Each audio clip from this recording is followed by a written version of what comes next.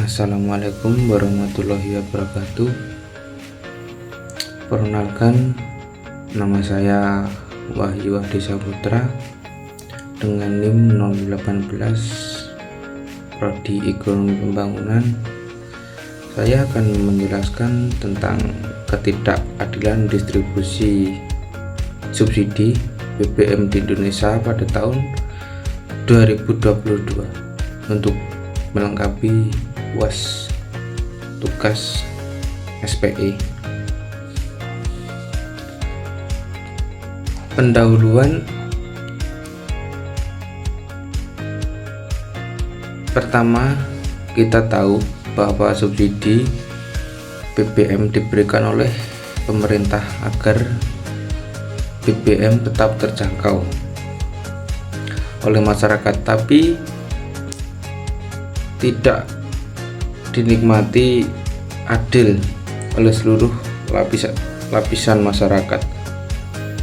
Subsidi BBM diberikan pemerintah agar BBM terjangkau seluruh rakyat, namun pada tahun 2022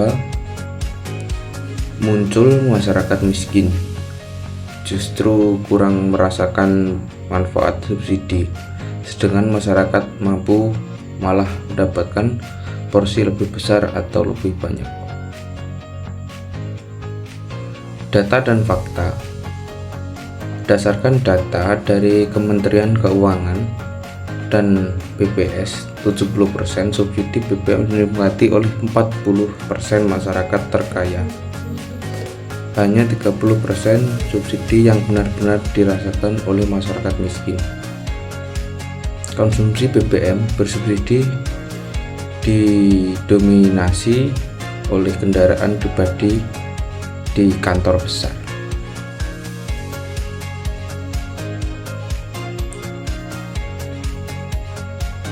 Tujuan pemberian subsidi BBM: 1. Menstabilkan harga BBM agar tidak melonjak akibat harga minyak dunia. Meringankan beban ekonomi rakyat kecil, terutama yang berpenghasilan rendah. Mendukung keberlangsungan sektor informal seperti ojek, petani, nelayan, atau perilaku UMKM. Menjaga daya beli masyarakat agar tetap bisa memenuhi transportasi dan energi.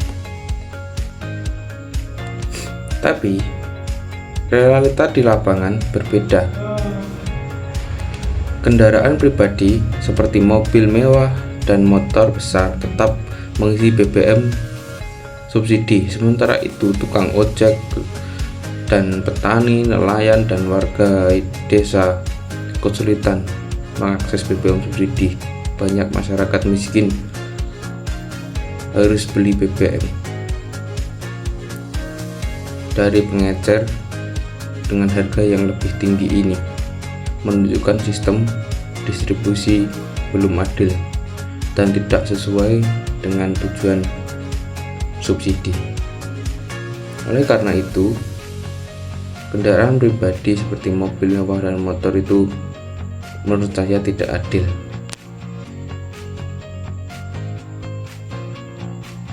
Dampak keadilan di subsidi. Anggaran negara, dana besar dikeluarkan tapi tidak mencapai target utama. Ketimpangan sosial.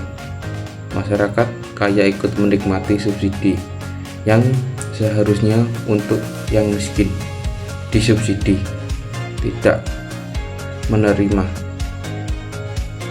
dan tidak merata. Wilayah pedesaan dan terpencil sering dikurungkan pasokan BBM subsidi, penyimpanan dan penyaluran BBM subsidi rawan ditimbun dan disalahgunakan untuk dijual kembali. Penyebab ketidakadilan: belum ada sistem identifikasi penerima manfaat yang jelas dan akurat. Subsidi masih berbasis pada barang BBM, bukan berbasis pada data individu orang pegawai di SPBU yang lemah. Memungkinkan semua orang membeli subsidi tanpa batas. Kurangnya kebijakan tegas untuk melarang kendaraan pribadi menggunakan BBM kembali.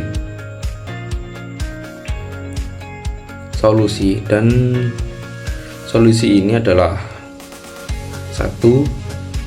Pemerintah bisa mengalihkan subsidi bantuan langsung tunai dapat disingkat BLT untuk rakyat miskin. 2. Untuk teknologi digital seperti My Pertamina dan QRIS kode untuk kontrol pembelian. 3. Lakukan pendataan yang verifikasi untuk terhadap penerima subsidi melalui data terpadu kesejahteraan sosial. 4. Batasi jenis kendaraan yang boleh menerima subsidi seperti transportasi umum, kendaraan usaha kecil, dan ojek online.